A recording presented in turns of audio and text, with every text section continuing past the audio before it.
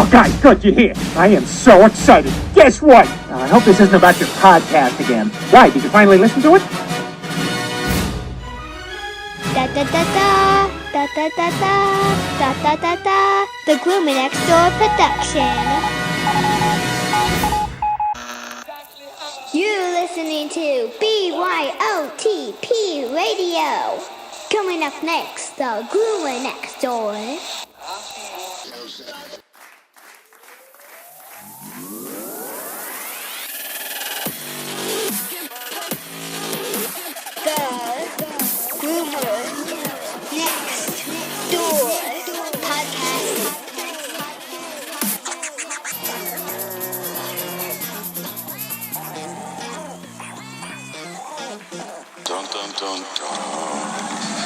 Hi, nice to meet you. I'm everybody's friend. Hello, pups and kittens, and welcome to another fun-filled and informative episode of The Groomer Next Door. I'm your host, Chris Green, and joining us this week is B.c Henschen. He is taking over for the consumer advocate role at the AFCO meetings, formerly occupied by Susan Thixton. I'm going to say one thing. I did not know anything about BC before we actually start talking, and throughout our conversation, I have grown very confident in his knowledge and his ability to be able to take on this role and continue the great work that Susan has done throughout the years. Well, by that sound, BC is about to enter the podcast studio, so with that said, welcome B.c Henschen to the podcast.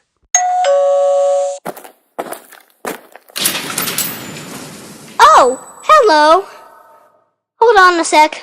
Dad, we have a guest on the podcast. All right, this week on the podcast, we are joined by somebody I'm looking very forward to actually getting to know a little bit better.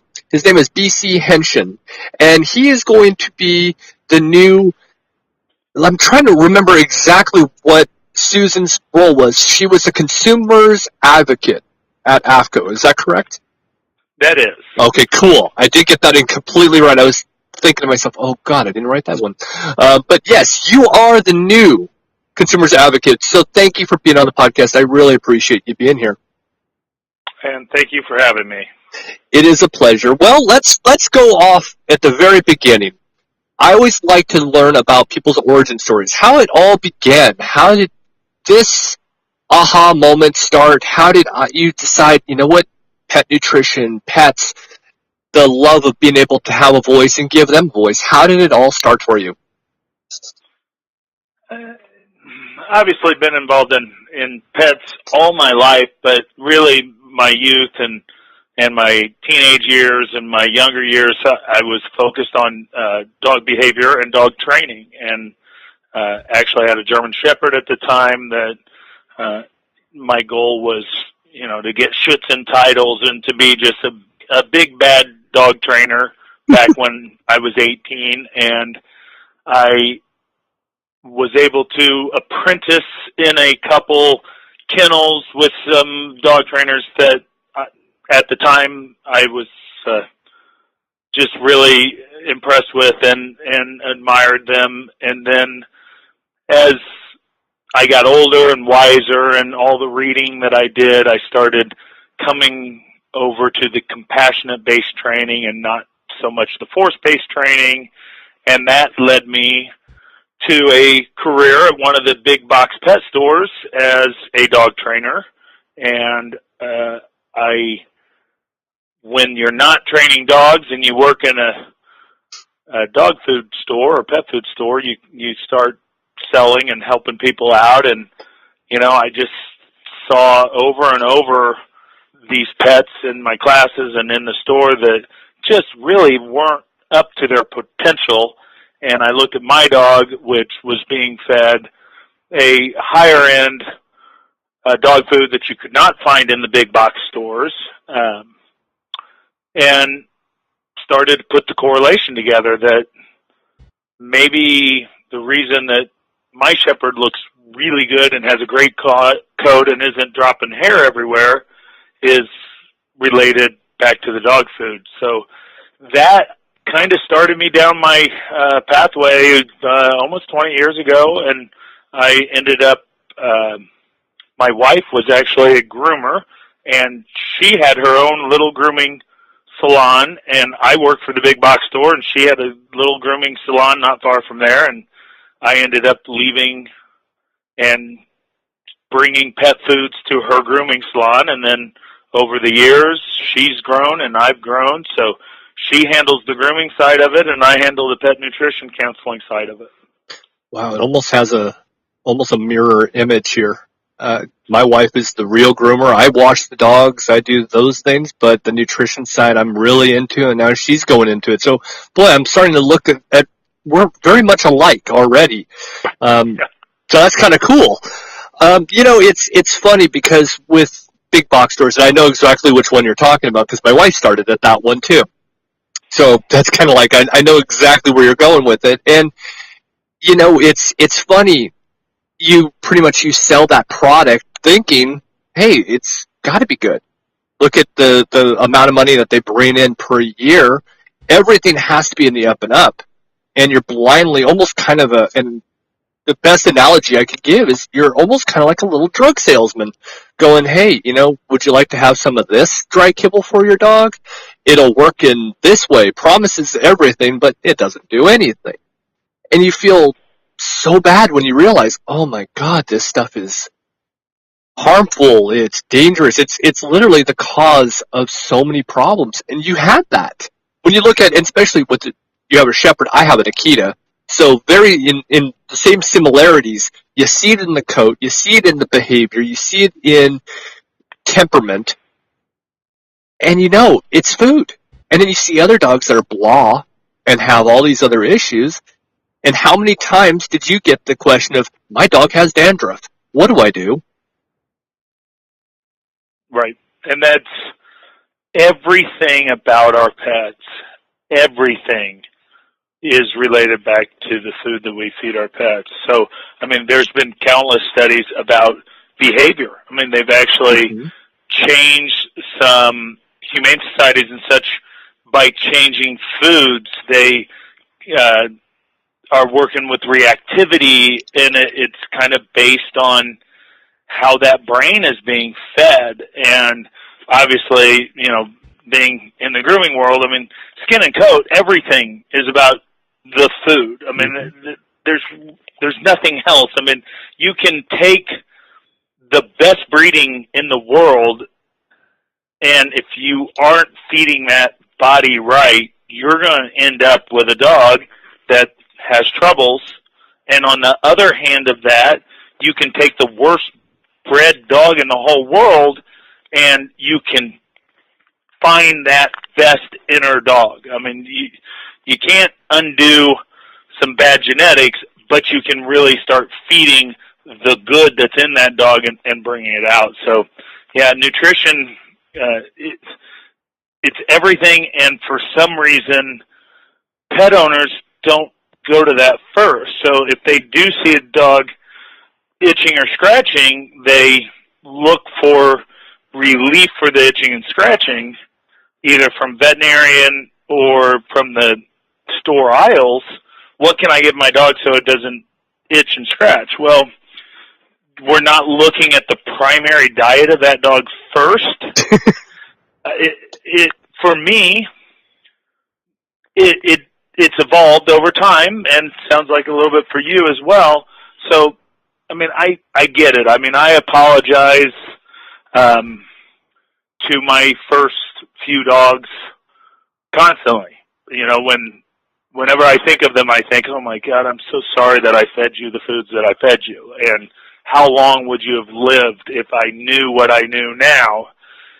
And that I've kind of evolved my thinking into, feed the best you can afford. There's no doubt there's always going to be a place for junk kibble on the market.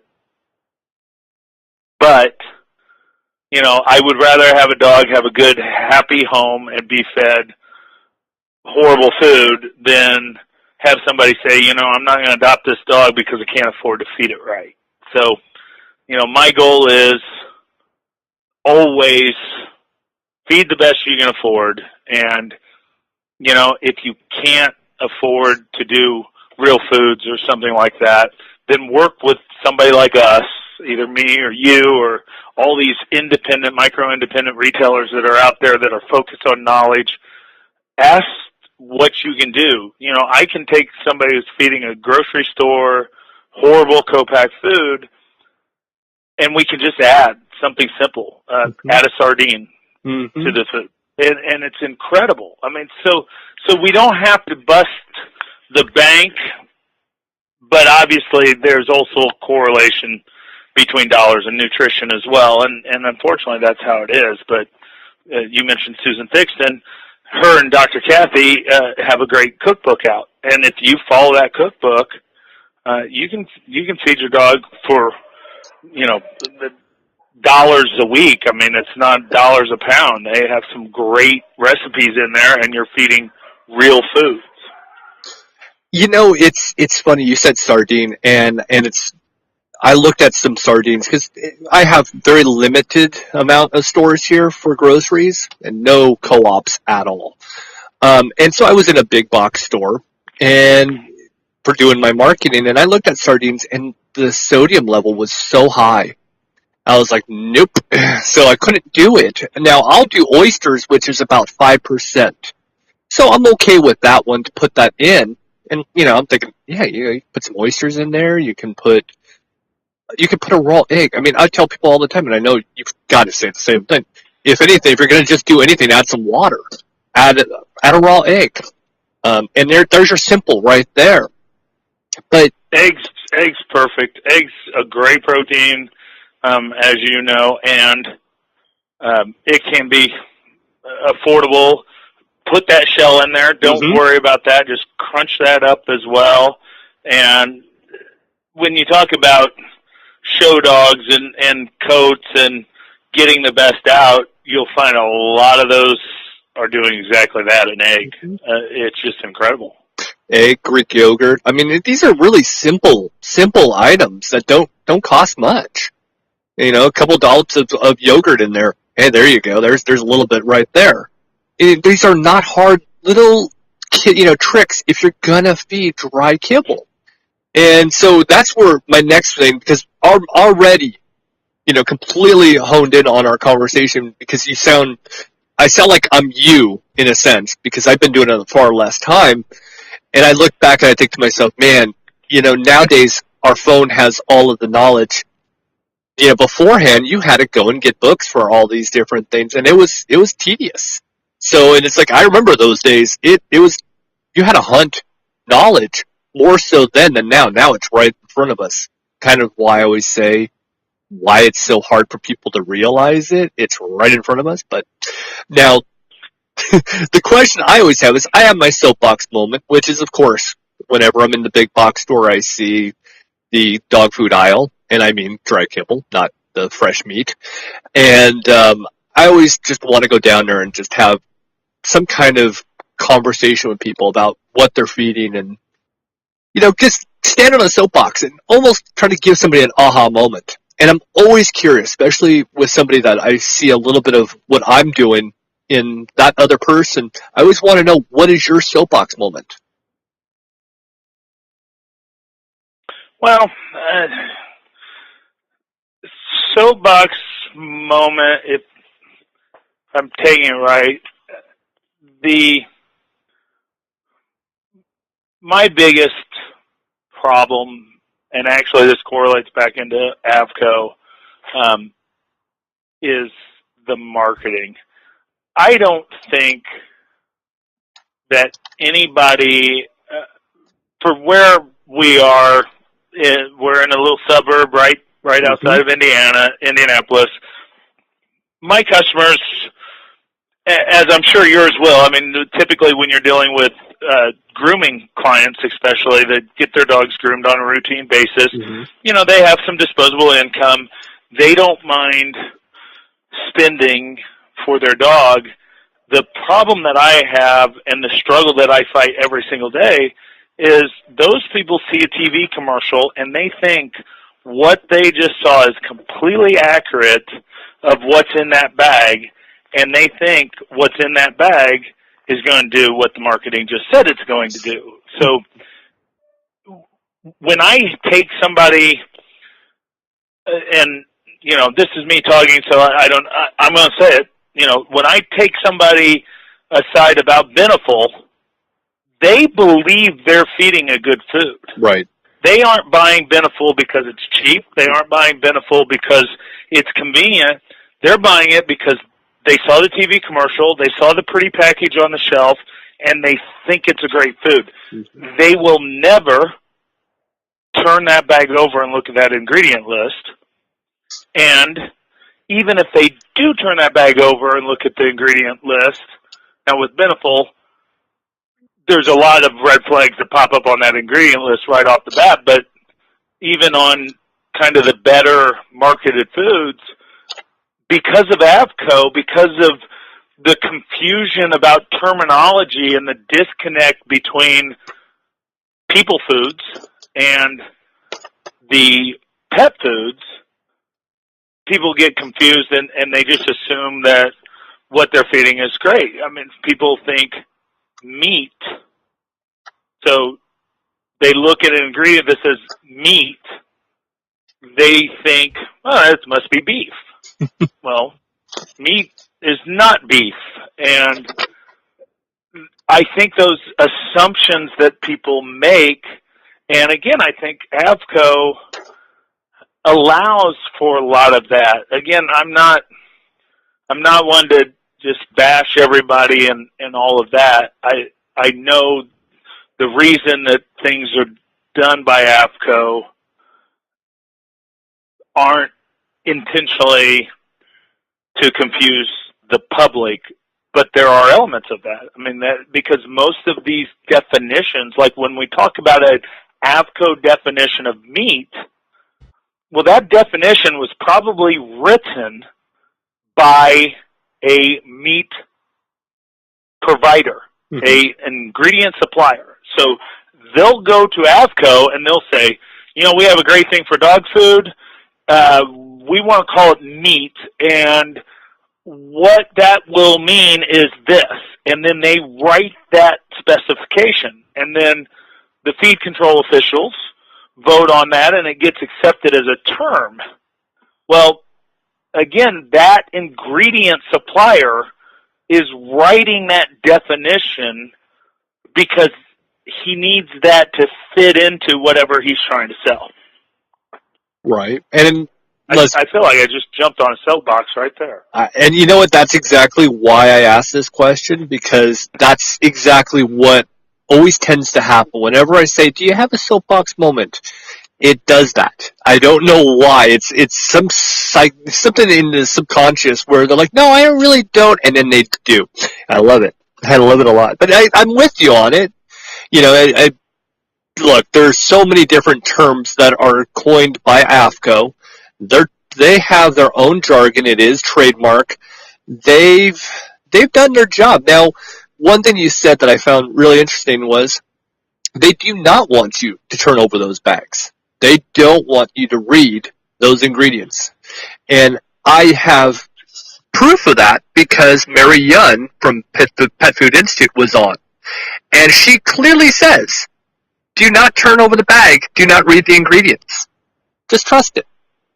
Now, I'm not going to buy a car without test driving it. I'm not going to eat food that I don't know what's in it. So I don't understand why they think that it's okay just to put, all of this stuff in there. It's always been a big shocker to me. Now, you're stepping into AVCO. I know the new AVCO meeting is coming up here soon. And I love the location. I love how it says Garden Grove, California, which it's actually in Anaheim, so it's even nicer. And I always like their locations because it seems like they have the great little escapes. It's almost kind of like a vacation within, the work confines. What are you expecting in your first role as stepping into this position, and what are you expecting from that meeting? Well, I have been attending AVCO for several years now. They have 2 meetings a year, and anybody can go. You can go. Any of your followers can go. You got to pay $500, and it is literally like watching paint dry. I mean, it is. Yeah, I imagine that's how government works. I mean, I have sat in a AVCO meeting in the audience, and there was a 30-minute debate about where a comma goes. So, there was a definition, they read the definition, everybody agreed that the definition was great, and then somebody said, the comma really should be after this, not before. And then, of course, somebody else stood up and said, no, the comma needs to be right there. And it went back and forth for 30 minutes. And I just could not believe it. I mean, I was sitting in the audience with several other people, and they're like, yeah, this is what happens. And then,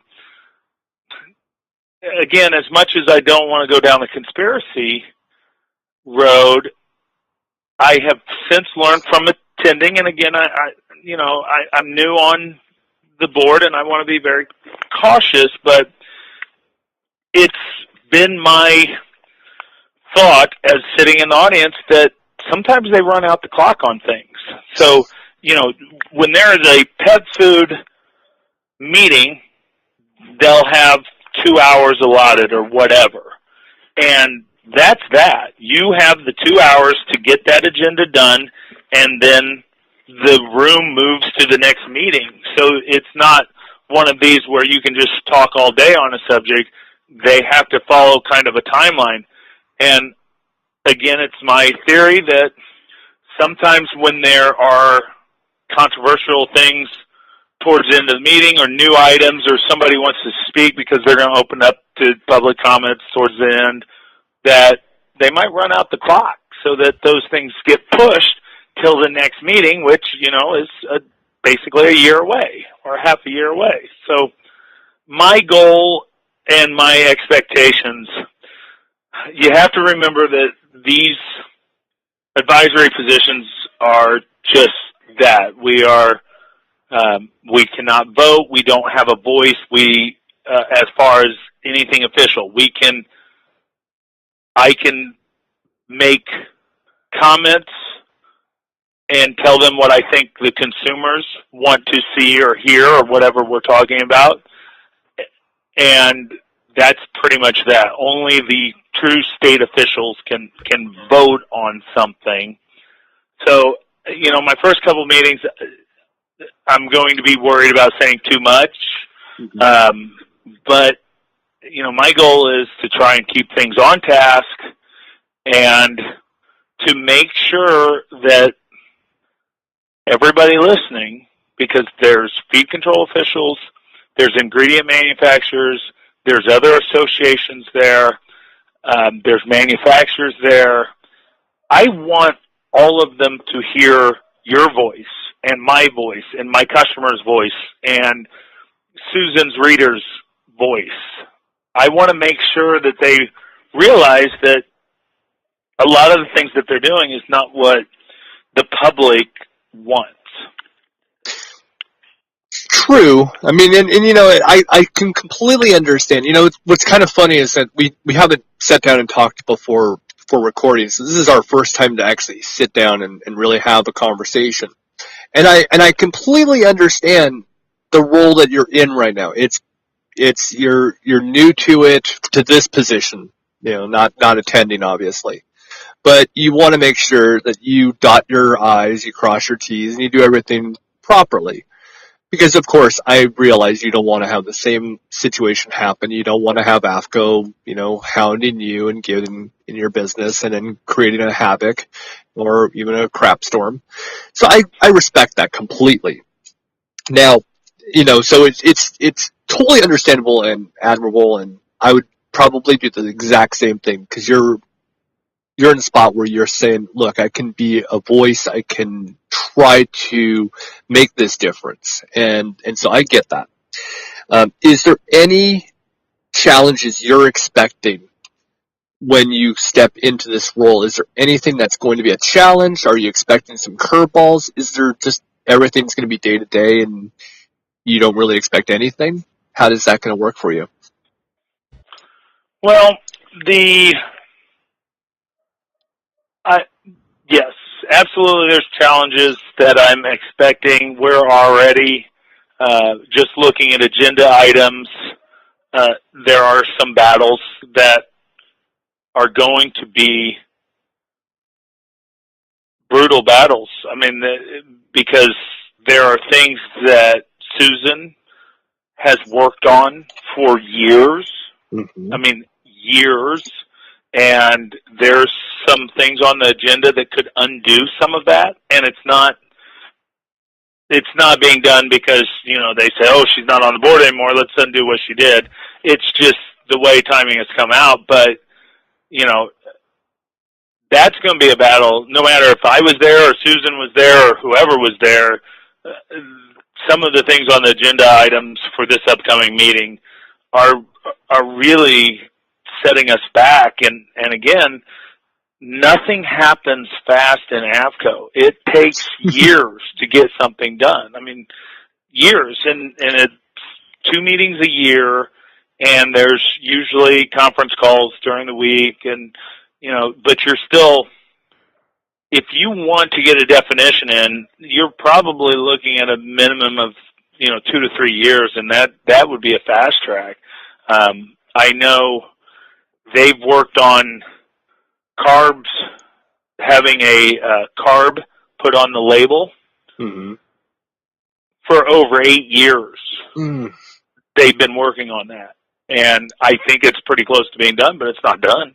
Mm-hmm. So that's the type of things that I'm worried about, and I'm worried about this upcoming meeting because, there's little things that have a big effect on our industry. And when I say our industry, I'm talking about, the people that do want a better quality food and a better quality regulation. And I'm worried about this meeting. I'm worried because it's my first official sitting at the table, as they say. But I'm more worried, am I going to have the right voice? Am I going to say the right things? And ultimately, will it matter? I mean, you're still, I don't have a vote. Susan doesn't have a vote. These other associations don't have a vote. And, I mean, you mentioned PFI. They don't have a vote. I mean, luckily, it still ultimately comes down to feed control officials by the state. But, again, there's still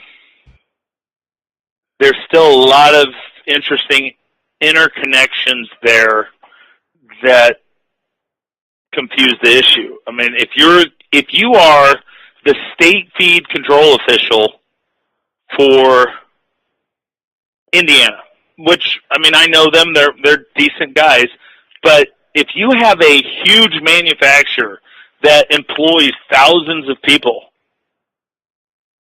and they make an ingredient and they need to get that ingredient through AVCO,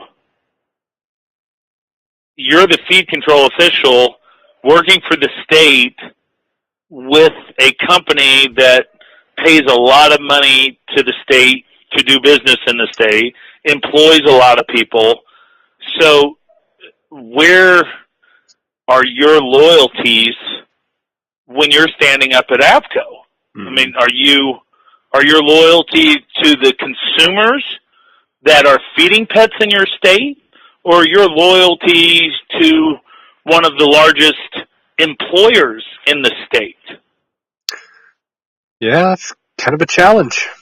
Yeah, so, and that's, I think that's half the battle right there, but, ultimately it's feed control officials that make the rules, but you're in Missouri, right? Yeah, that's where I'm at. I mean, we're right next to each other.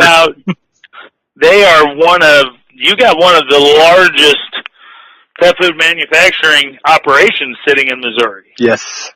Yep. So, I mean, the state certainly if BC started making a pet food in Indiana, and I was one of the largest producers of pet food, and I decided to make it in Indiana, and I employ thousands in Indiana, I would expect the state to kind of help me out. But then, it's I totally understand that, and I respect it, but there's still an ethical side to this. The whole operation's unethical in so many ways. I get how many jobs, but at what cost? That's the biggest question there. Well, and you talked about the biggest challenge, and I kind of went past that. I'll tell you the biggest challenge, and this is something that Susan Thixton, this is something Rodney Abib, if you follow him. Oh, yeah. This is something that Dr. Kathy, every one of us deal with this. We aren't as smart as those people. I mean, that is the battle that we fight every single day. You have somebody from PFI who says, here is our board-certified veterinary nutritionist, and she says this: you own a retail store in Carmel, Indiana, and you are saying that is harmful to pets. Why would we ever believe a word that you say over our own PhD veterinary nutritionist? Because all the big pet food manufacturers have veterinary. In fact, pretty much if you want to find a board-certified veterinarian nutritionist, pretty much they're all in employ of pet food manufacturing or pet food manufacturing related industries. Just having one out in practice there are a few out there, but usually they're employed by the big boys or they're employed by the ingredient manufacturers. So you have that battle. So you have somebody like Rodney Habib who has been told at APCO, in fact, he attended a meeting with me, he was told, you're a blogger. You're a nutritional blogger. There's no science behind you, and anybody could do what you do. They just need Google. So those are the mindsets that we have to deal with, and what we need people to understand, this is smoking in the 70s. Yes. We are sitting at a point where we're saying, guys, this isn't the best for our pets, and this is why, and you're saying byproducts are just fine. We don't have a problem with Red 40. Yeah, Red 40 causes cancer in laboratory mice in certain conditions. That doesn't mean that it causes cancer in dogs. Well, we're at that point where the light's starting to come on, but the rest of the people are still smoking, going, there's absolutely nothing wrong, and there's no correlation between cancer and smoking. Mm-hmm. So that's, at some point, we'll get a tipping point, kind of like we did with smoking, but even now, how many smokers you got? I mean, even now, I don't think there's anybody that will argue that smoking's bad. They're just make the argument, yeah, well, something's going to kill me, so I want to keep smoking. I mean, so I think that's where we get. I think, another 30 years, there probably won't be a debate about Red 40 or any of those artificial ingredients or artificial colorings or preservatives. I think all that will eventually come out just like it did with smoking over time. But yeah, we're at the point where you're talking to a doctor who's smoking. Yeah. That's, well, you know what? It's not only just that. It's not just smoking in the 70s. It's smoking in the 70s mixed in with fast food in the 90s. And that's really what it's really come into. And I look at the same thing, and I've made the same analogy. We all know it was harmful to eat fast food. There was plenty of documentation that was done on it. You could have watched them, too. If you didn't want to read it, you could have watched them. and yet we still eat fast food. Same thing with smoking. I have a friend, her husband's a doctor. She smokes. I mean, it's comical. I get it. There's a lot of comedy to this, but there has to be that, okay, you have to, in a sense, be responsible. And that's kind of where my next question to it is there going to be that moment where Big Pet Food ends up in front of the Senate and they have to actually answer to it, or Congress, like Big Tobacco did? I'm wondering, is that going to happen? Are we going to ever see that, or is that never going to happen? I don't believe that it will ever happen. I wish that certain things would happen, and I have hopes that certain things would happen on down the road. I don't know that, and again, I'm pausing to choose words very carefully. You're fine. I totally get it. I don't know that AFCO will always be there in the sense that AFCO is. And again, I'm not saying I want AFCO to go away or anything like that, but you look at how many people are in that meeting at AFCO from the FDA and the CDC, and you start to wonder who's doing what, because there will be certain manufacturers or ingredient suppliers will bring up something that they want to do, and FDA will say, "Now wait a minute, you haven't done this, this, and this with us first. Then you can go to them." So you start seeing how much FDA is now involved in pet foods, where prior to the 2007 nightmare, FDA really wasn't involved in pet foods as much. So I could see a point where, AFCO basically rolls into some type of division of FDA, and FDA, becomes the go-to. But that's my own personal thoughts. I don't know that will ever happen, and obviously the states would want to hang on to their control, and not, because you can't have the federal government overriding on certain things. So that's a big mess. But yeah, that's eventually, I think someday AFCO will find itself where Food and Drug is doing everything, and Food and Drug is determining the safety of an ingredient, and Food and Drug is going to look to the CDC veterinarian for those types of inputs. So that's kind of what I would guess would happen in my lifetime, but I don't think it's going to happen anytime soon. I mean, a great way of actually dissecting that. I mean, because I'm really thinking it through, but then it kind of makes me think, okay, well, Food and Drug, okay, that's part of what's going on with pet food, but there is a protein, and that's where I wonder, why is the USDA never involved? They completely just go, nope, not our business, bye-bye. And I just don't get that. Yeah, and that world gets even more confusing, because you got USDA, you got FDA, you have APHIS, which I gotta try and think. That's the animal and plant. There's a whole lot of people sitting at that table, and everybody has a different part, but nobody has one say. But the FDA is the one who can push a recall. Right. So it gets really, really confusing, and there's no one clear leader.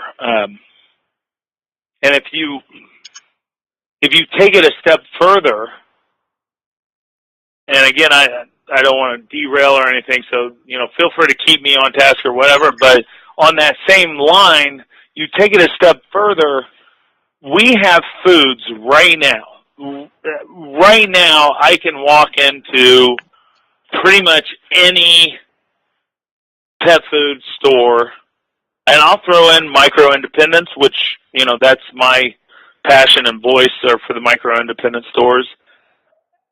There are foods that are flat out illegal by AVCO standards. Mm-hmm. But you're going to find them on the shelf Mm-hmm. because nobody cares. Nobody's enforcing. They have flat out said a pet food cannot have hemp products in it right now. Period. That there's been no debate on that. That you cannot make a pet food. Now, we're not talking about a supplement, Mm-hmm. but hemp seed, hemp hearts, hemp oil, CBD, none of that has been approved for use in pet foods. Right. But there are huge manufacturers that are producing foods that have hemp hearts in it. So how does that work?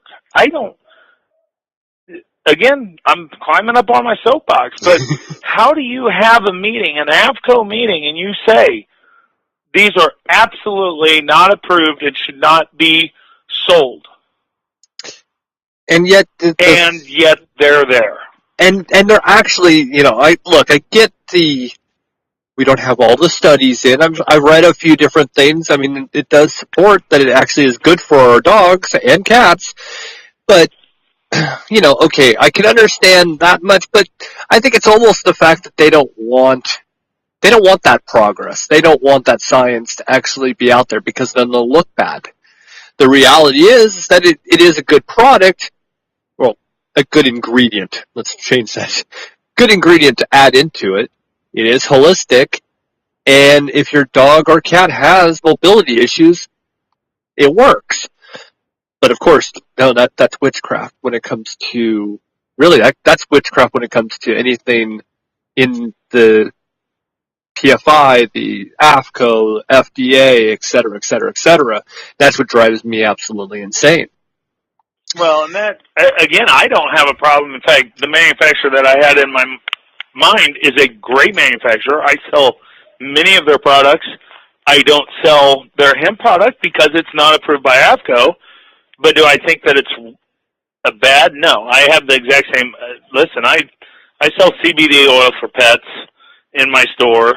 I think it's one of the best supplements, and the state of Indiana has told me that I have 90 days to stop selling CBD oil because they consider it illegal. And again, that's coming from the state attorney general. That has nothing to do with AVCO because AVCO doesn't really look at supplements and those types of things. They're just dealing with the pet foods. But yeah, my problem is if you have a rule and you have gone through all the trouble to state without a doubt that that's not approved, then why is that rule not being enforced? Why do we need AVCO if we're just going to make up stuff that nobody has to listen to? Mm. So that's, again, I don't have absolutely hemp should be used, but of course it needs to be processed right, and we can get into the nutrition side of that, but my thing is AVCO has made a point, and they are not putting anything behind this to the manufacturers to say, listen, here's the rules, you got to abide by them. So it doesn't matter to me if we don't fix that problem. It doesn't matter that I'm up there arguing for more transparency and kind of a better understanding about modern nutrition if the fact that ultimately the manufacturers are going to do whatever they want to do. Yeah, And they are going to do what they want to do, though. That's the thing. And even the ones making the rules that are sitting in the PFI board, that then they make their way over to the AFCO side, even they're making absolute absurd rules, and they're saying, we'll go with it. It's just don't cross over into my lane. That's really what it all comes down to with them. Don't get in my lane. Just keep going straight. And what's really fun to talk to you about is nutrition, because obviously you're very passionate about it. So I'm going to stay in the nutrition side to this. Now, I'm not going to weigh in on my opinion to it because I really want to hear yours, but what's worse in dog food? The excessive amounts of carbs, contaminated wheats and grains, or the slaughterhouse waste? Or in one different product, they have bakery waste. I mean, there's a bunch of things I could throw in here, but is there one thing that you think is the worst component, or do you have an alternative to that of bad ideas? Yeah, the worst component in pet food manufacture is the manufacturing. I like it. And that really is. I mean, if you want to go through recalls and things that actually has killed pets, so obviously salmonella always makes a recall list, and really that's more about humans, not really about pets. Very rarely do you ever hear about an animal infected by the salmonella. It's always human. But if you go to stuff that has actually killed dogs, you're talking about phenobarbital that was detected in Avengers. Mm-hmm. You talk about contaminants like metal. I'm trying to think of who it was. There was South America, China. There was multiple manufacturers in different countries that the product came over. And you have, there was a private label that had metal pieces in it. I don't know that it actually killed animals, but it was detected. So its manufacturing safety is always my into it. So every pet food that I sell here, with the exception of some raw that I sell, I have visited their manufacturing facility. So I don't sell a pet food unless I have visited their manufacturing facility, I have found them to be transparent with me, and that I know some people beyond the, here's my salesman. I usually have to know one of the owners or really have sat down and talked with a buyer or somebody who's key in sourcing ingredients. So I've learned through the years of visiting manufacturing facilities and being kind of shown different ways. I've learned a lot about manufacturing, and I've learned a lot about how things happen that are not good for our pets, and sometimes it's because of money, because it's a cheaper way of doing things, and sometimes it's a matter of convenience, because it's a quicker way of doing things, which ultimately comes back down to money, of course. And then sometimes it's done without that manufacturing person knowing it. So, if you are buying an ingredient from John, and, John's a good guy, he's always done you right, you've done business with John for 10 years, well, John found himself oversold and decided to cut some corners to keep you happy as a client, and you don't realize that he cut those corners until it's too late, because there are so many ways to cut corners that you'll never catch until you know that you need to be looking for it. I mean, once again, we go back to 2007, we weren't looking for the altered ingredients that were altered on purpose to make it look like a better ingredient than what it was. Right. So, I'm not a fan of having slaughtered animals that, or not slaughtered, but having animals that have not been slaughtered, that are, dead, dying, diseased on the side of the road. I don't want those ingredients. I'm worried about lead. I'm worried about mercury. I'm worried about rice. I mean, there's so much that I can worry about, but ultimately it's manufacturing safety and quality control that is what's crucial to our industry. Nobody is intentionally wanting to harm a pet. I mean, it's not good for business. But there are organizations and manufacturers that are more worried about the almighty dollar, and I think that can sometimes cloud things, and sometimes maybe you get a truckload, because again, I have sat in facilities when they've received a truckload, and before that truck enters the facility, they're pulling samples off of it to do their analysis of it. And, maybe if you're not, depending on the level of manufacturer you are, maybe that load didn't quite meet your standards, but the fact is you need it and you don't want to shut down your operation while you're trying to source lentils from someplace else. So just bring the truck in. It will be fine. Mm-hmm.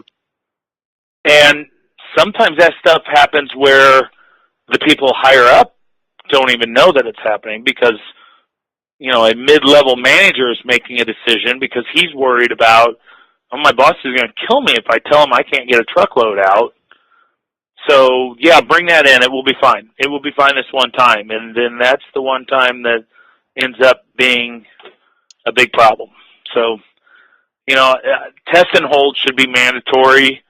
But once again, okay, so we test and hold. So we're going to make the food. We're going to hold that in our warehouse until our outside labs come back and tell us that we have the right vitamin, mineral quantities in there, the right protein, fat. We're checking for the harmful toxins that we know to check for. We get that back, and then we ship it. That should be mandatory. But even then, sometimes we aren't looking at the right thing. So I think manufacturing safety is crucial. I think that should be standard practice. I'm with you. Mandatory standard practice. I don't think that anything should leave unless it meets exactly the right standard. I mean, at least a standard. Personally, I don't think that any dry kibble that's with the big players is meeting those standards. And that's just a personal opinion. Yeah, and I agree. Kibble is a compromise. I don't think anybody will argue that. I mean, kibble is a convenient compromise that makes a cost-effective, quick, easy way to go for your pet. And yes, cancer rate when I started in this business, 20 years ago, actually even before that, we were like 1 in 4 once I started paying attention. So when I worked for the big box and started really paying attention, cancer rate in dogs was about 1 in 4. Cancer rate is 1 out of 2 right now in dogs. Mm-hmm. It's completely because of the foods that we feed. I mean, there's no doubt in my mind. There's no question. And I don't care if you're feeding a $200 bag of dog food off my shelf or you're feeding a $30 bag from, the grocery store. Both of them, there are certain limitations to manufacturing kibble that put us more at risk, and the ingredients that we have to use to keep up that demand. So that's why I'm a rotational feeder. So I feed everything. I feed canned, I feed raw, I feed kibble. I feed it all across the board. And we go back to the conversation about fast food that you had. That's the disconnect that people don't understand. There's absolutely no doubt in anybody's mind that, that McDonald's meal is not really the best for you. But, okay, so I get McDonald's on a Friday because I'm in a hurry and I don't have time to stop, whatever. There you go. It's no big deal. Tomorrow, I'm going to have a little better meal. Mm-hmm. The next day, I'm going to eat at home, and we're going to have a great meal, and I'm going to do steaks on the grill, and my wife's going to do, a great salad and potato. So throughout my life, I'm going to be exposed to a lot. The problem is your dog is only getting that Big Mac every single day. That's all he's getting. He's getting that same horrible food every day of his life, and he's not going to do bad. So, do I think that my dogs will live longer, healthier lives if I fed them raw only? Absolutely. But I do make that compromise because I got 4 dogs at home. They can be expensive to take care of, so I rotate through the whole spectrum. And it also sets me up for more success with them, the fact that they can take anything. And people say, I don't want to switch my dog's food. He'll have diarrhea. Well, he's going to have diarrhea because you've never switched him. Yes. We need to switch your dog every once in a while so that his system works the way that it's supposed to work. I've never once found a dog that would just try and eat rabbits all day. I'm not going to go over to that deer that was hit by a car because I just eat rabbits and nothing but rabbits. So their systems are set up to have a variety of fats and protein levels and vitamin minerals, and we're the ones that decided to reprogram our pets to just eat one thing and one thing only. So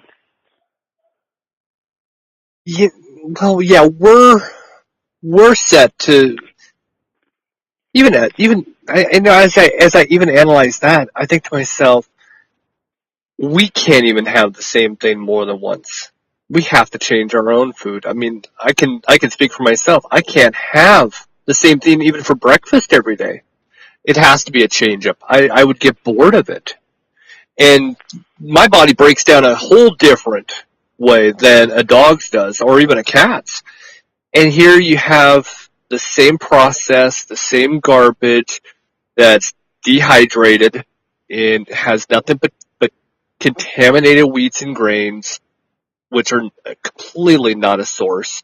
Protein that the poor animal. I mean, I don't eat meat, but my dogs do, and so I can understand that. But it's like I look at it and I go, this is just waste that we're unable to put in any kind of landfill, because it would just maximize every landfill in the next couple of years just completely quick. So I understand that. I get that whole point. My whole takeaway is there's got to be a better way. Okay, so we had no place to put the parts of the meat that we're considering to be unhealthy for any human consumption. So we got to figure out what to do. We can't just throw it in a waste, so we'll just throw it in dog food. And nobody thought anything of it. I mean, of course they did, but they didn't think, well, maybe we shouldn't do this. No, they realized what the problem is, and as you said, even 20 years ago, 1 in 4. What has changed in those 20 years is that the cost. How do we take this piece out? How do we take that piece out? It's kind of like Jenga in a sense, where they just keep pulling stuff out until that all tips over. And that's where we are when we look at the nutrition side. And I do believe, like you said as well, I do believe in the fact that people want to do what's best. But there is a convenience factor in this. people love the fact that they can put 3 cups of kibble in a bowl and they're done.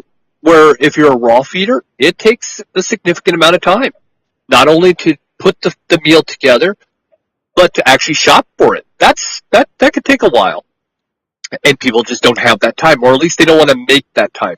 I'll say that. So now I just got on my soapbox. I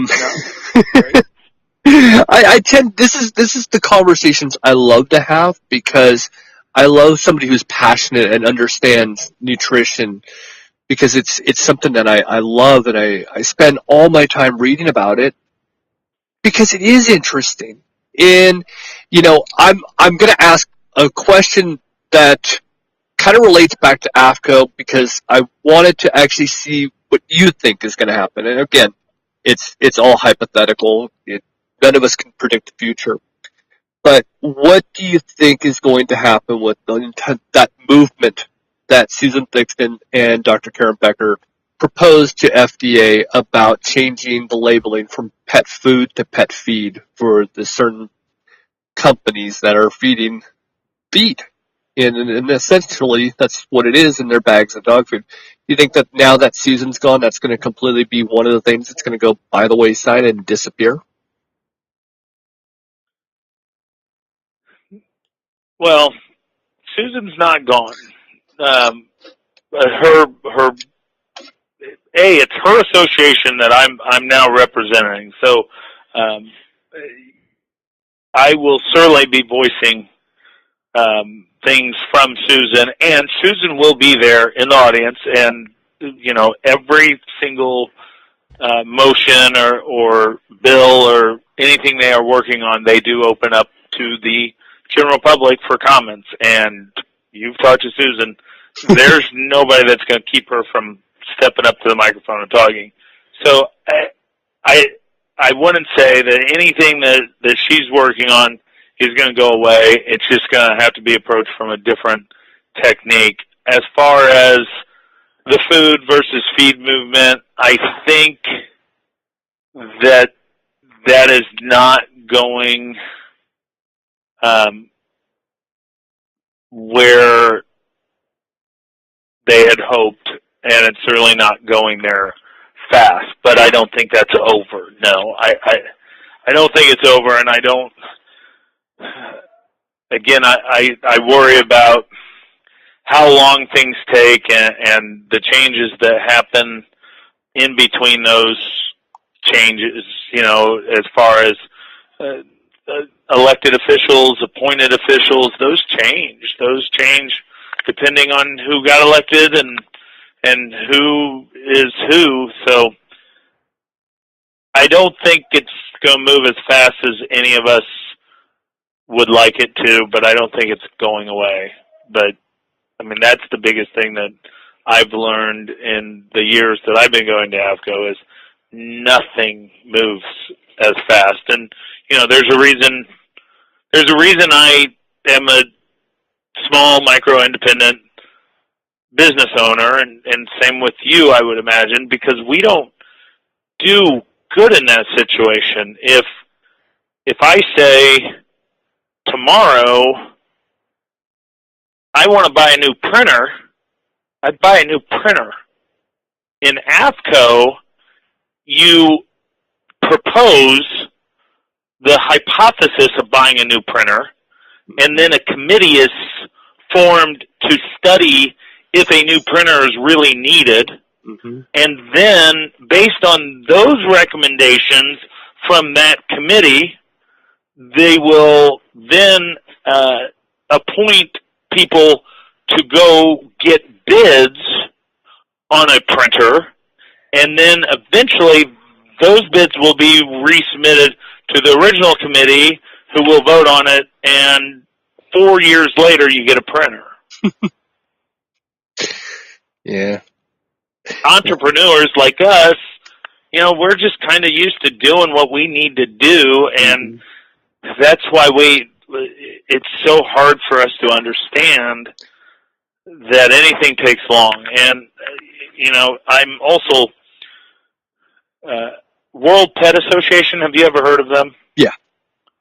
All right, so I am on the board of World Pet Association as well, and my voice there is they asked me to be a director on the board for World Pet Association, makers of Super Zoo, which is a wonderful industry show, but I'm going through the same thing there.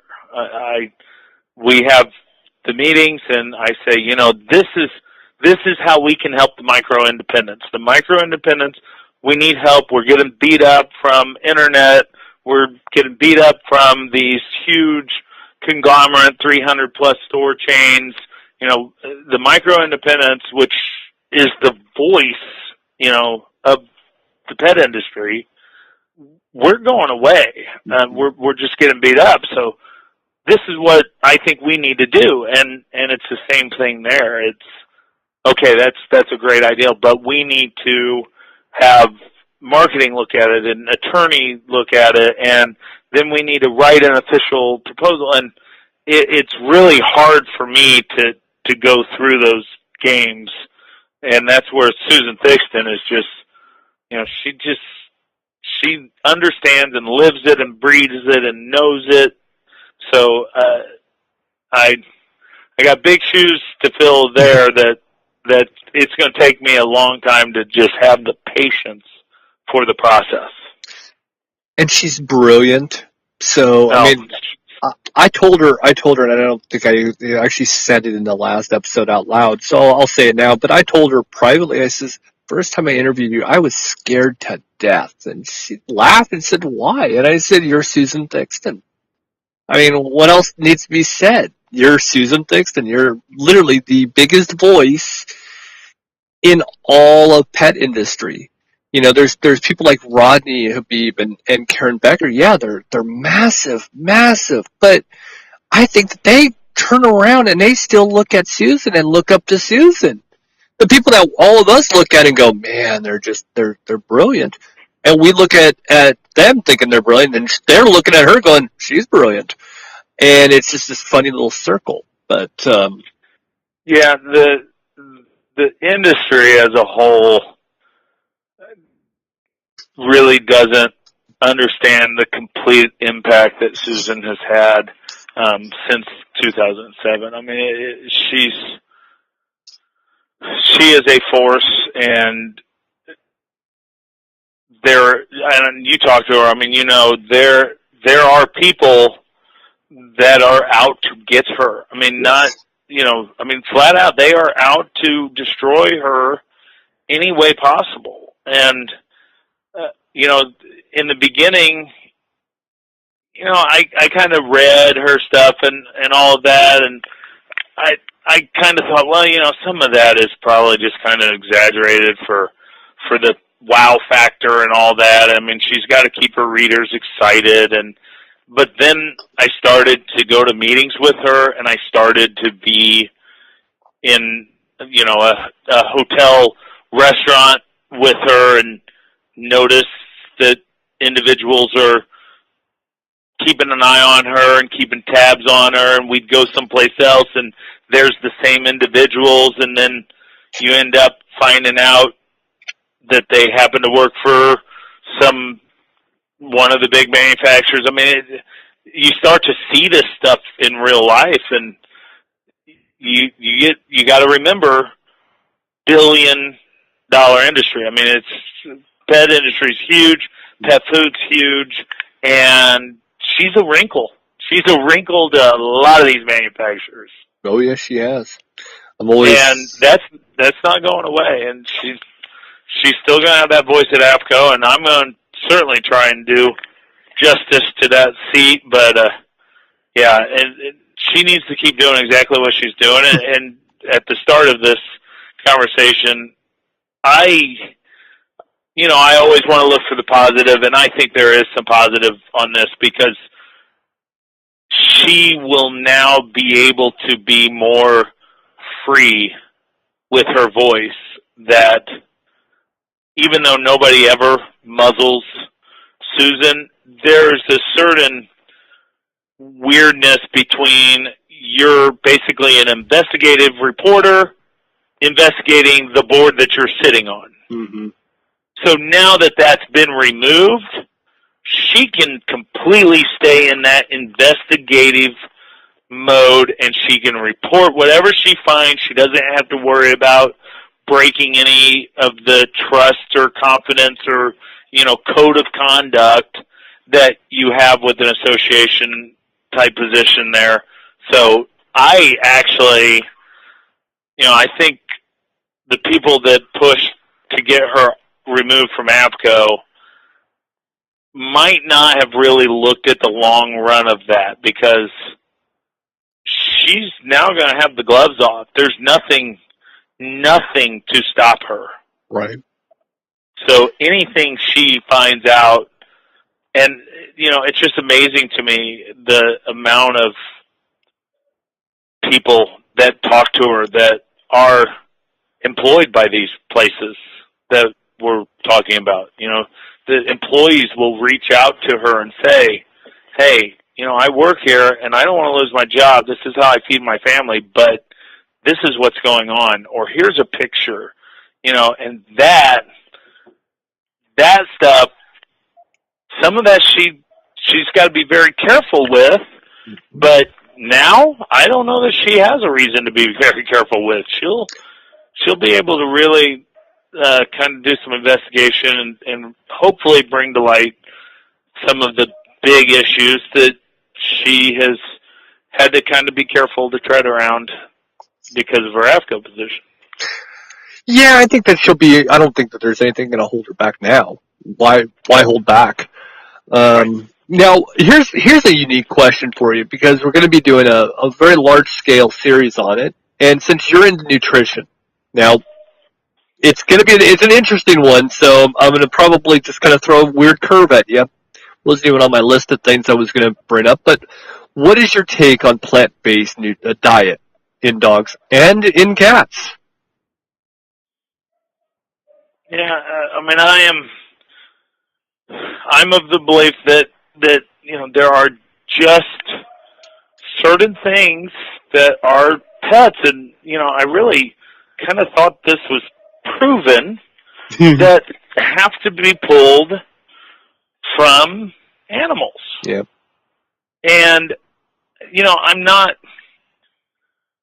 there are certainly synthetics that try and mimic. Mm-hmm. But yeah, right now I'm sure you've heard about this Los Angeles shelter. Yes. Yeah, that's just ridiculous to me. And you go back to nothing else. Just look at a dog's mouth. Look at the teeth. Look at how the jaw is designed. The jaw's open and closed. It doesn't go sideways like our jaw does, because it doesn't need to grind. Mm-hmm. It's made for tearing, ripping, and gulping. Mm-hmm. Whether chewing is not something that we need in dogs. I always find it funny when we're arguing about kibble size. And once again, if you look at how a dog's designed. So I think, yes, you can absolutely feed a dog a plant-based diet, and that dog will live. But I don't think it will thrive, and I don't think it will live to its full potential, because we really need some of those essentials from animal sources. I'm always kind of interested especially somebody who's into nutrition, I'm always interested to hearing these things, because again, this is going to be a large scale series that is going to be a challenge. I'm not going to say it won't be, but it's going to be a challenge to put together. And, we're going to have people who are at that city council on. We're going to have veterinarians who support this. And it's very hard to prove that a plant base is substantial. I'm trying to really find every piece of document that says it can work. That's going to be the challenge, though. Well, I've grilled you completely. Not really grilled you. But I had picked your brain on AFCO. So I'm going to give you a break. And, I congratulate you on taking that role. I can imagine the stress and the pressure that comes with it. For that, I apologize. Even though I sympathize as well. But let's go into what you do. You have Platinum Paws. And as you said, it was in Indiana, really, or outside of Indianapolis. So it's in Indiana. And kind of walk us through your actual business. And just, your wife still works as grooming, correct? Yeah, so we're located in Carmel, Indiana, which is just a little suburb right north of Indianapolis. We are holistic pet food store and premium grooming salon. We are almost literally split in half the way that we're laid out. So my half, as I like to say, and you'll appreciate the terminology too. So my half, the side that loses money, I sell holistic pet foods that I believe in, that I personally know the manufacturing. I know people there. I have friends that work at some of the plants. I sell raw foods. I sell supplements. Everything that I have on my shelf, I pretty much can tell you a story about somebody who works in the company or works for it. So, like supplements, I'm very particular. I only carry basically 2 different lines of supplements. One's from Herb Smith, which is Chris Bissett, one of the best holistic veterinarians and one of the best herbalists out there. She's got a great line out of Wisconsin. Greg Kilford with Animal Essentials. He literally wrote the book, Herbs for Pets. It's a great book you should pick up. So I carry his line. So I'm not going to sell something in my store unless, A, I believe it, I know it, and I trust it. So I'm very particular. So the foods that I have, the supplements, all of that, that's what I do. And I'm a pet nutrition counselor, so I spend my days talking to customers. I spent 4 hours the other day formulating a raw diet based on the keto theory for a dog that was recently diagnosed with cancer. Mm-hmm. So that's the type of thing that I do. Somebody will call me up and go, you know what, we've heard about this keto diet. My dog just got diagnosed for cancer. How does it work? What can we do? And again, I don't necessarily have that knowledge just where I can pull it out like Rodney's a great one, or Karen, Dr. Becker. Daniel Orrego, he's the one to go to. Oh, he's brilliant. Right, well, but Answers is my number one raw. I love Answers. They are wonderful at what they do, not just their sourcing and their ingredients and all that, but the company itself and the people that work for that company are just incredible people. So I pick up the phone and I call, Roxana, who is the sister, one of the owners of Answers, and does the formulation. And I say, this is what I need to do, and she helps me through it. So that's kind of how I spend my day. And then on the profitable side of our business is my wife's side, which is the grooming, and she grooms, and she has 3 groomers that work for her full time, and then we have 2 bathers that work for us as well. Nice. And then there's also a part-time clerk that helps me on the retail side, but my wife's grooming, we don't even talk about. If you ever see an advertisement from Platinum Paws or something like that, you'll see that I don't mention grooming at all. She's literally booked a year in advance. She is already booked for 2018. I completely understand. Once you get that quality, good groomers, that's how good groomers should stay. That is exactly how it should be. Now here's a odd question that's just probably something you'll pretty much appreciate. But has your wife tried to bring you into the grooming industry? Well, In the very beginning, I mean, you mentioned bathing and all that. In the very beginning, when I first came over, yes, I did everything. I mean, when she started, it was just her. There was her and nobody else. So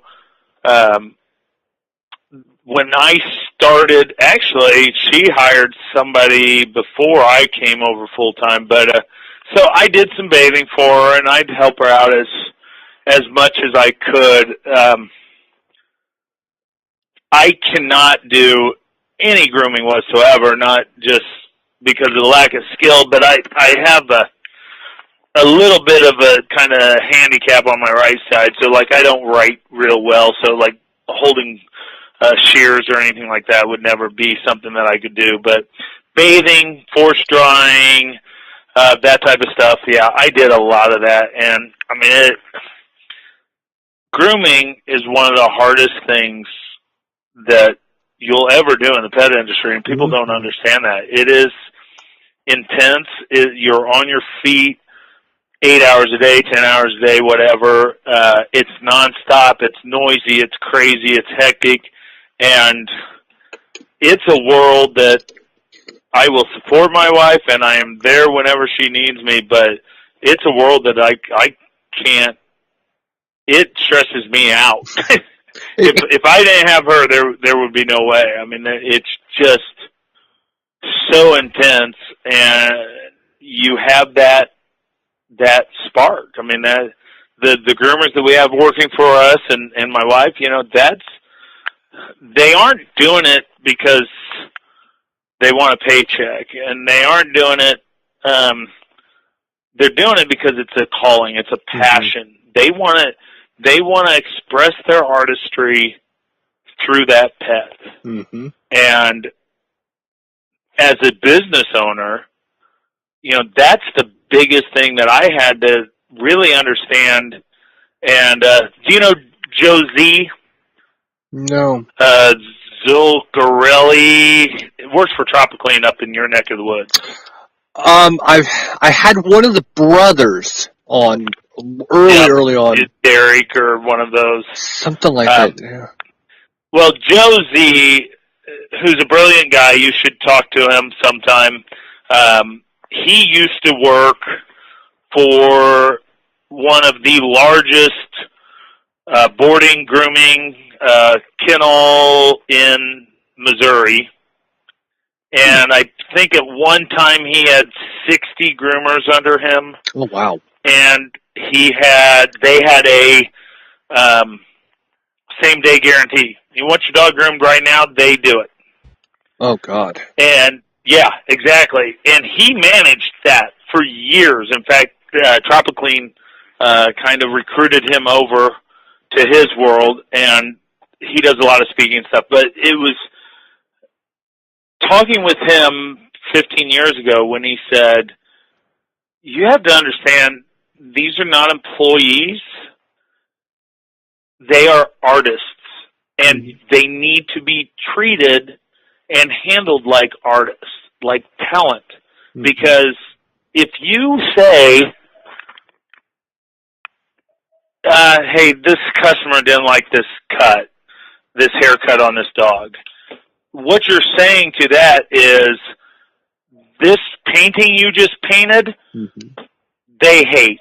And that's hard for somebody to hear that thinks they did a great job at expressing what they thought they needed to express.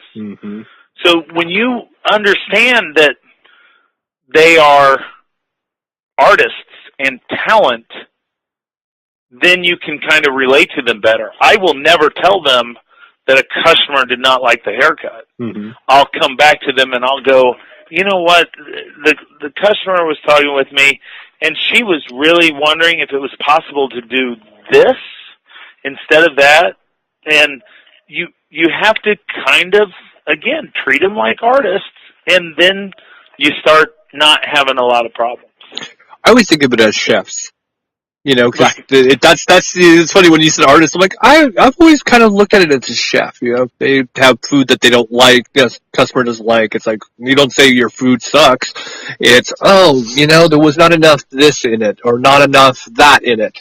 And it happens, and it does happen. It's very hard to find a good groomer. It's easy to find a grooming salon. It's just very hard to find good groomers, and that's the Well, and challenge. the my next my newest groomer with me, I believe, has 2 years currently. My oldest groomer with me, I think, is probably on 13 years maybe with us. Wow. The next groomer under that has been with us for 10 years. And I'll tell you, again, this is completely, we probably need to have a whole separate podcast for this on down the road. Our groomers here are paid salary. It doesn't matter if they do one dog or they do 10,000 dogs. They get the exact same paycheck every single week. They get paid vacations. They get paid holidays. They work Monday through Friday, 8 to 5:30 only. There's no Saturday grooming. So you get good quality groomers that aren't worried about bringing in an extra dog to make an extra few dollars on commission. You get groomers that focus on quality because they, once again, aren't rushing through. Mm-hmm. And you get groomers that are looking for a career where they can buy a house and they can, you know, again, my number 2 groomer, who's been with us, you know, I want to say it's probably closer to 15 years, but she was almost with us from the start. She gets 3 weeks paid vacation. I mean, that's part of her deal. So you get a different class of person because, you know, they're wanting to seek out, well, I can still have a life. I don't have to groom on Saturdays. I don't have to do this. And so, you know, I'm not a fan of commission groomers. Mm-hmm. I'm not a fan of the way that a lot of these grooming shops are run and done. And again, that's part of my voice in WPA. I'm trying to help raise the bar on grooming and kind of get them out of the being a secondary job, if you will. You're extremely accurate. I mean, we did the same thing with our groomer. We were training somebody to become a groomer, and it's the same thing. It's if you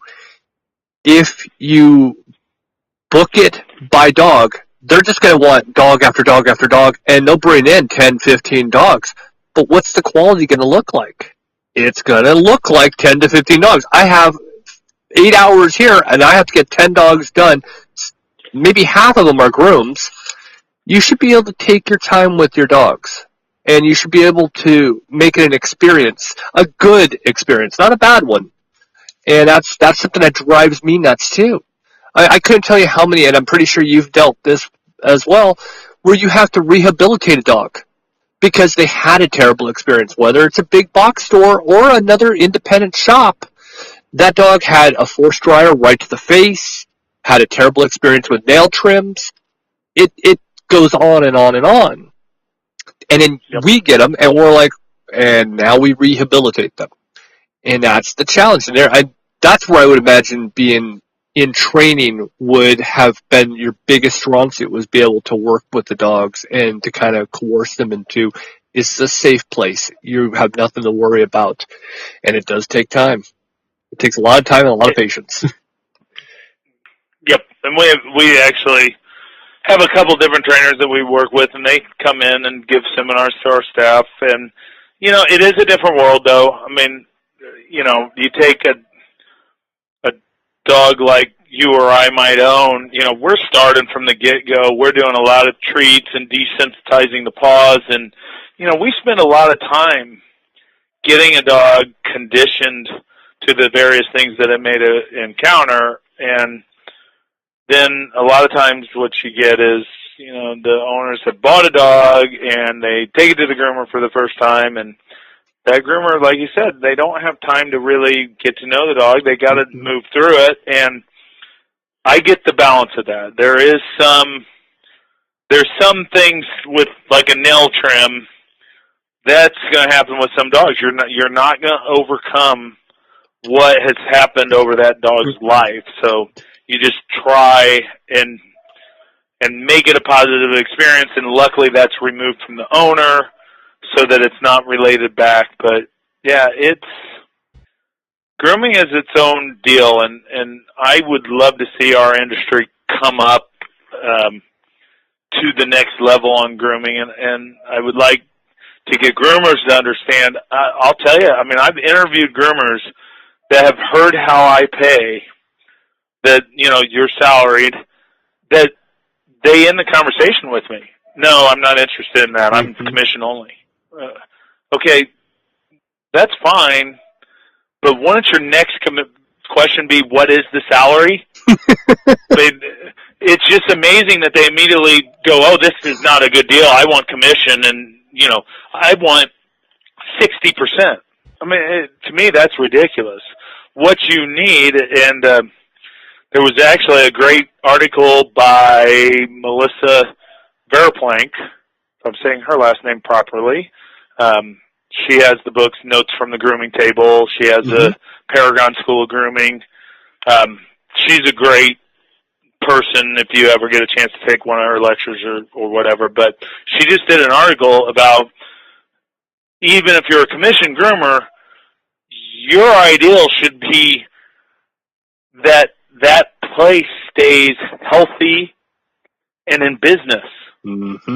And that you are looking at their pricing. So her deal was she was dealing with the groomer that wanted 60%, and she was like, it's not what I pay. Here's my rate, and she was commission or whatever, and I don't know if it was 50% or 40% or whatever. And the groomer was like, no, I get 60%, period. Well, then you look at, okay, where you were at, you were making 60%. A lab was $50. Well, here I'm offering you 50%, but labs are $75 here. Wow. So, again, you got to take all that into account, and most groomers don't do that. They just get focused on this commission number, and there's so much more. I mean, what we charge here for a Yorkie is probably, $30 more than what PetSmart charges for a Yorkie. I mean, you have to take everything into account, and again, with the way that we structure things, it doesn't matter. I don't want groomers to worry about that. If a groomer needs to take 3 hours on one dog, then that's what's going to happen, and the other groomers will pick up the slack, and then I will deal with charging the customer that we had to spend more time with. That becomes on my shoulder as the business owner, or on my wife's shoulder. So that's where I think it should lay. I want the groomer to be focused on providing a great quality product that the dog is happy about. And it's just not out there except for the few of us that actually care. That's what's sad. But we can change that. One dog at a time. And it's just like fighting any battle with APCO and all that. It's going to take time. It will. Well, I always hate this part of the conversation because we only have so much time per episode to put up. Is there anything else that you wanted to leave us off with before we sign off? No, I appreciate the opportunity.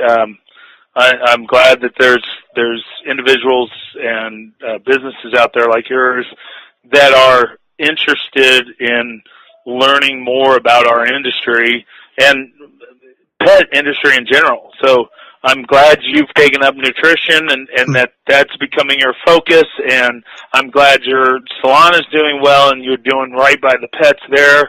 So that's what we need. So absolutely, it was an honor for me to spend some time with you, and you're welcome to contact me anytime if you need anything at all. I always say the same, contact, send me a message anytime. I will make time. I will have you on.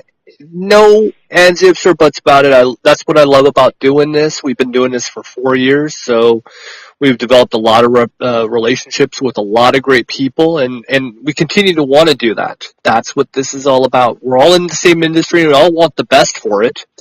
So that's what we're trying to do.